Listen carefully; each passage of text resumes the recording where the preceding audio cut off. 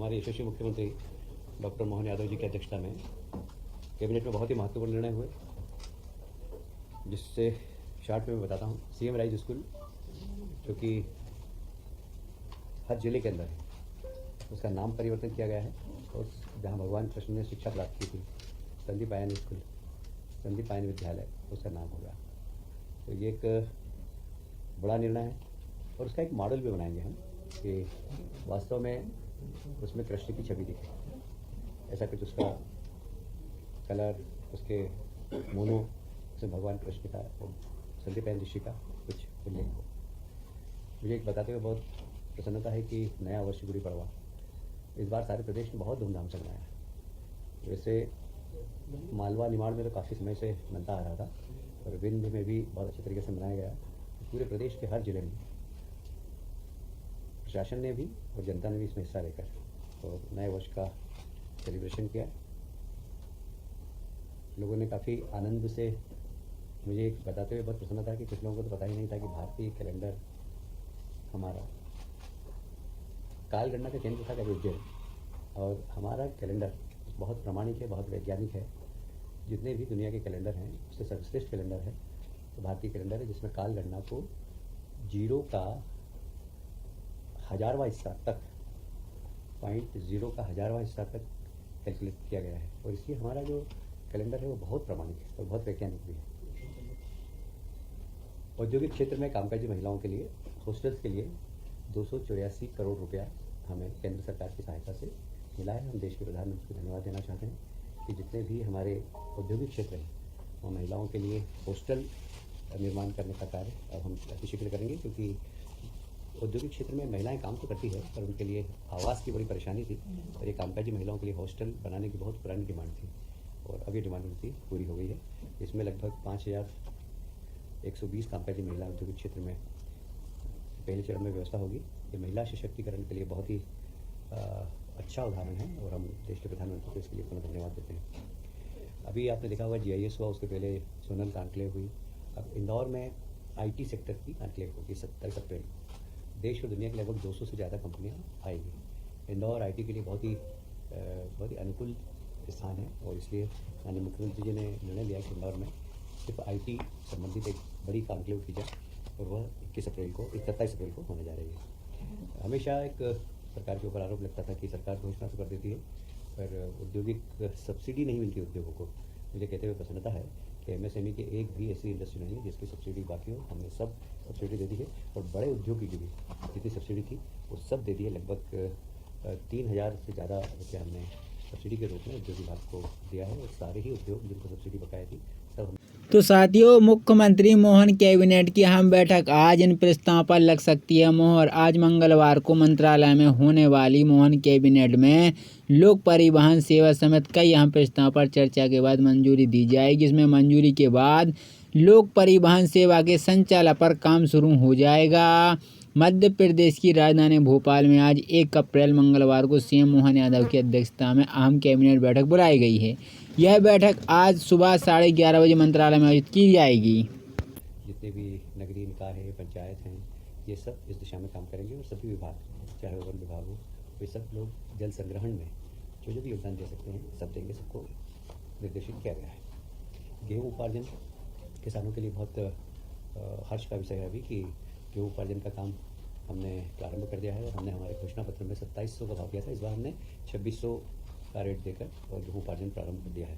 15 मार्च से कर दिया था। अभी तक हमारे पास 14,76,000 किसानों ने पंजीयन कराया है और 8 लाख मीट्रिक टन अभी तक गेहूँ क्रय भी कर लिया है। उपार्जन में अप्रैल के अब ज़रा तेज़ी की संभावना है। ऐसा लगता है कि उपार्जन ठीक हो, इसलिए हमारे मुख्यमंत्री जी ने सभी माननीय प्रभारी मंत्री जी को निर्देश दिए हैं कि अपने अपने प्रभार के जिले में उपार्जन स्थल पर जाएं और देखें कोई किसानों को तकलीफ नहीं हो, तो इसकी चिंता करें। स्कूल चले अभियान ये हमारा 1 अप्रैल से 4 अप्रैल तक चलेगा और उसमें भी माननीय मुख्यमंत्री ने निर्देश दिए हैं कि सभी मंत्रीगण अपने अपने प्रभार के जिले में वहाँ के स्थानीय जनप्रतिनिधियों के साथ सारे स्कूलों में जाए, वहाँ पर कोशिश करें बस्तियों में भी जाकर कि बच्चे स्कूल में प्रवेश लें और ज़्यादा से ज़्यादा बच्चे स्कूलों में जाएँ। इस बार हमारी सरकार ने एक काम बहुत अच्छा किया है कि हमेशा किताबें चूँकि हम निःशुल्क देते हैं, पर किताबें छपती ही नहीं थी, कई बार तो दिसंबर तक नहीं पहुँचती थी। इस बार हमने इंश्योर किया है कि अप्रैल माह तक सभी स्कूलों में सभी बच्चों के हाथ में किताब पहुँच जाना चाहिए। ये 85 लाख विद्यार्थियों को समय सीमा के अंदर अप्रैल माह में ही पुस्तकें पहुँच जाएगी। ये हमारा निर्णय है और माननीय मुख्यमंत्री जी के निर्देश में। आप सभी जानते हैं कि परिवहन एक गरीब व्यक्ति के लिए मास ट्रांसपोर्टेशन बहुत आवश्यक होता है। और मुझे याद है कि हम लोग छोटे थे तो राज्य परिवहन की बसों में जाया करते थे, और छोटे छोटे गाँव में, मैं राजगढ़ ब्यावरा का हूँ, तो हम राजगढ़ जाते थे तो बस में बैठ के ही जाते थे। और राज्य परिवहन निगम पिछली सरकार ने बंद कर दिया, विशेषकर दिग्विजय सिंह जी की सरकार ने, और हमने इसकी आवश्यकता को समझा और कैसे हम ग्रामीण क्षेत्र में परिवहन गरीबों को दे सकें, इसके लिए सरकार ने एक बहुत महत्वाकांक्षी परिवहन नीति बनाई है। उसके अंतर्गत हम प्रदेश में शहरी क्षेत्र में, ग्रामीण क्षेत्र में बसें संचालित हो, हमने मॉडल बदला है इसका। और मॉडल इसका ऐसा है कि अब हम सरकार बस नहीं खरीदेगी, बल्कि बस ऑपरेटर्स को एंगेज करेंगे। और एंगेज करने के साथ साथ किसी भी प्रकार की अब हानि की संभावना कम है, क्योंकि हम इसमें बहुत सारी, तो सबसे बड़ी बात यह है कि इसमें आधुनिक तकनीक का पूरा इस्तेमाल होगा। हम मध्य प्रदेश में एक होल्डिंग कंपनी बनाकर, और इसमें पीपी मॉडल पर पूरा की पूरा ये बसों का संचालन होगा, पर कंट्रोल हमारी होल्डिंग कंपनी का होगा। और यहाँ पूरा आईटी सेक्टर का अधिकतम उपयोग करके, आप सभी जानते हैं, कैमरे लगाना, बसों की संचालन, कौन सी बस कहाँ जा रही थी, बड़ा कंट्रोल रूम के माध्यम से, जैसा कि आपने शायद इंदौर में देखा होगा, हम इंदौर में बस संचालन करते हैं, हर बस कहाँ जा रही है, कब रुक रही है, हमको पता होता था। इसी बड़ा कंट्रोल रूम आईटी का भरपूर फ़ायदा उठाकर पूरे बस का संचालन हम सब लोग देख सकेंगे। यहाँ तक कि अब सबसे बड़ा चैलेंज क्या होता था कि इसमें चोरी होती थी, तो अब टिकट के बिना कोई बस में नहीं बैठे, तो टिकट काटने वाली एजेंसी अलग हो, तो टिकट लेकर ही बस में बैठे लोग। तो इसके लिए आजकल सॉफ्टवेयर होते हैं, तो टिकट लेने के बाद बस में चढ़ने के पहले सॉफ्टवेयर में टिकट दिखा, जिससे आपकी नंबरिंग हो जाती है, तो उसमें चोरी नहीं होगी। और इसलिए हमें लगता है कि अब गरीब व्यक्ति जो एक एक जीप में 50-50 लोग लटक के जाते हैं, विशेषकर ट्राइबल इलाके में, उनके लिए यह योजना बहुत महत्वपूर्ण है। और इसलिए परिवहन प्रदेश की आवश्यकता थी। हमने चुनाव में घोषणा भी की थी कि गरीब। इस बैठक में लोक परिवहन सेवा और प्रदेश की जनता से जुड़े कई अहम प्रस्तावों पर चर्चा होगी। इसके अलावा कुछ महत्वपूर्ण योजनाओं को मंजूरी मिलने की संभावना है। कैबिनेट बैठक से पहले मुख्यमंत्री डॉक्टर मोहन यादव शासन उन विद्यालयों अरेरा कॉलेज ओल्ड कैप्शन में स्कूल चले हम अभियान 2025 का शुभारंभ करेगी। इधर 1 अप्रैल 2025 से प्रदेश के 19 नगरीय एवं ग्रामीण क्षेत्रों में शराब दुकानें पूरी तरह से बंद हो जाएंगी। मोहन कैबिनेट बैठक में इन प्रस्तावों को मिलेगी मंजूरी। 22 साल के बाद सुगम परिवहन सेवा तहत प्रमुख शहरों बस सेवा शुरू करने का प्रस्ताव सरकार कंपनी बनाकर प्रदेश में शहरी और ग्रामीण क्षेत्रों में बसों का संचालन करेगी। चलना चाहिए, कहाँ नहीं चलना चाहिए, इन सबको। इसमें जो विशेषता ये है कि एक तो पहला, जैसे मैंने बताया, कि सरकार बस नहीं खरीदेगी, सरकार प्राइवेट बस ऑपरेटर से काम लेगी।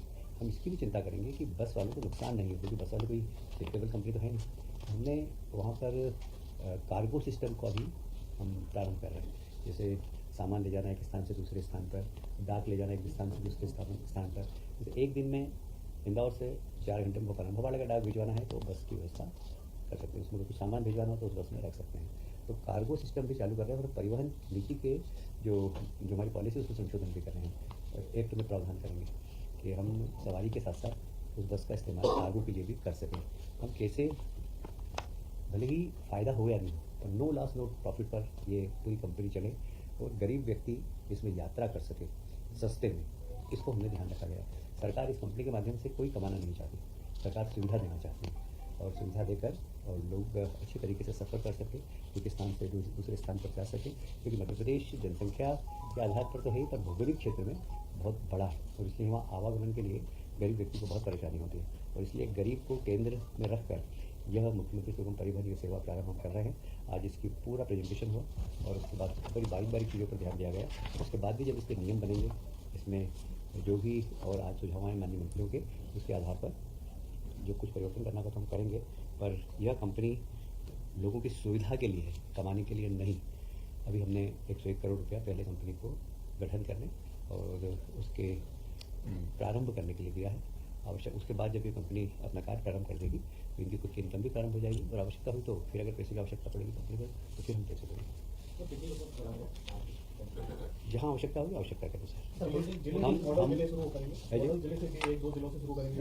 ऑलरेडी देखिए इंदौर में चल रही है ना, वो भोपाल में चल रही है, इन सब बसों को लेकर अब उसमें इंटर स्टेट बसें भी आएगी, इंटर सिटी बसें भी आएगी, इसलिए पूरे प्रदेश में हम शनि इसको पूरे प्रदेश में लागू कर देंगे। पर शुरुआत तो 2-4-5 जिलों जहाँ पर अभी कंपनी चल रही है उसी को हम प्रारंभ करेंगे, फिर जहाँ जहाँ जैसे आवश्यकता होगी। देखिए आवश्यकता कहते हैं आविष्कार की जननी है, जहाँ जहाँ डिमांड की जननी है। अगर आवश्यकता होगी तो कल से ही झाबुआ चालू कर देंगे, कल से घर चालू कर देंगे। डिमांड वहीं साथियों राज्य स्तरीय कंपनी गठन होगा 7 पैसेंजर नहीं मिले। बड़े संभागों भोपाल, इंदौर, जबलपुर, ग्वालियर, उज्जैन, सागर एवं रीवा में 7 क्षेत्र सहायक कंपनी गठित। सभी जिलों में जिला स्तरीय यात्री परिवहन समिति गठन। सरकारी कर्मचारी से जुड़े कुछ नए प्रस्तावों को मंजूरी दी जा सकती है। प्रदेश में नई औद्योगिक नीति, निवेश प्रोत्साहन योजना पर भी चर्चा होगी। स्वास्थ्य, शिक्षा, रोजगार से जुड़े प्रस्तावों पर विचार किया जाएगा। ग्रामीण क्षेत्रों में बुनियादी सुविधाओं को मजबूत करने के लिए नई योजना पर चर्चा की जाएगी। 17 शहरों में कपड़े से शराब की दुकानें बंद, पिछले कैबिनेट में हुआ था निर्णय। तो साथियों फरवरी में जो कैबिनेट की बैठक मुख्यमंत्री डॉक्टर मोहन यादव ने 19 धार्मिक नगर एवं ग्राम पंचायतों में की। कई शराबबंदी की घोषणा पर 1 अप्रैल 2025 से अमल शुरू हो जाएगा। इसके तहत उज्जैन, आकारेश्वर, महारेश्वर, मंडलेश्वर, ओरछा, मैहर, चित्रकूट, दतिया, पन्ना, मंडला, मुतलाई, मंदसौर और अमरकंटक की संपूर्ण नगरीय सीमा में सलकनपुर, कुंडलपुर, बादकपुर और बर्मा खुर्द और लिंगा की ग्राम पंचायत सीमा में समस्त मदिराओं को दुकान एक बार बंद किया जाएगा। छतरपुर जिले में वहीं साथ ही जिन धार्मिक स्थानों पर शराबबंदी का निर्णय लिया उसे 1 नगर निगम, 6 नगर पालिका और 6 नगर परिषद में 6 ग्राम पंचायतों में जिन प्रमुख पवित्र नगरों में शराबबंदी लागू की जा रही उनमें से महाकाल की नगर उज्जैन, प्रदेश की जीवन रेखा माने जाने वाले नर्मदा नदी का उद्गम